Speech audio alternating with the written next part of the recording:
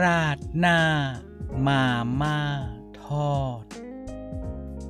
สวัสดีครับคุณผู้ชมดูส่วนผสมกันเลยครับ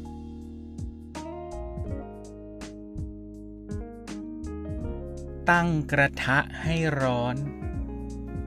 ใส่น้ำมันลงไปเพื่อทอดเส้น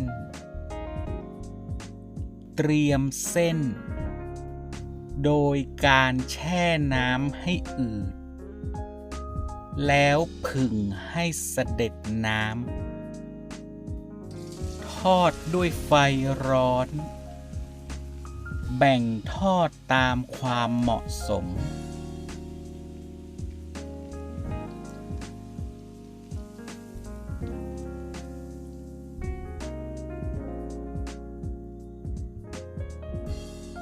ในคลิปนี้แบ่งทอด2 ครั้ง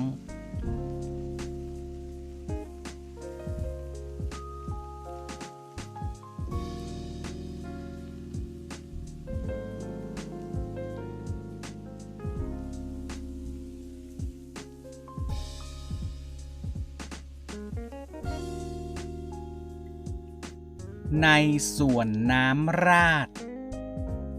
ตั้งน้ำร้อนในปริมาณที่เหมาะสมกับเครื่องปรุงในซอง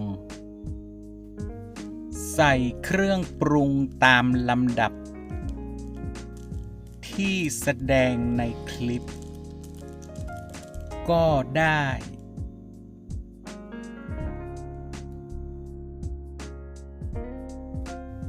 พอน้ำเดือดให้ใส่หมูบด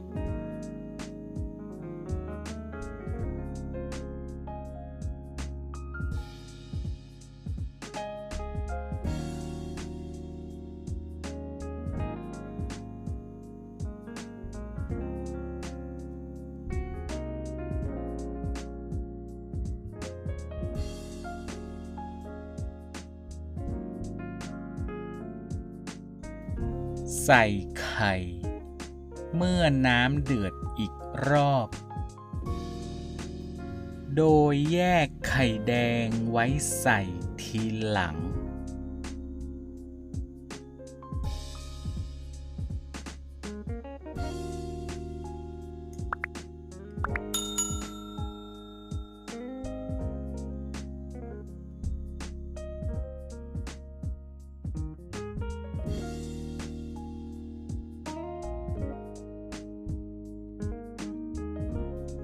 เมื่อน้ำเดือดอีกครั้งให้ใส่แป้งมันที่ละลายน้ำแล้วใส่มากเหนียวมากใส่ตามความชอบของท่านแล้วคนให้เข้ากันคนไปเรื่อยๆจนน้ำเดือดอีกครั้งให้ใส่ไข่แดงลงไป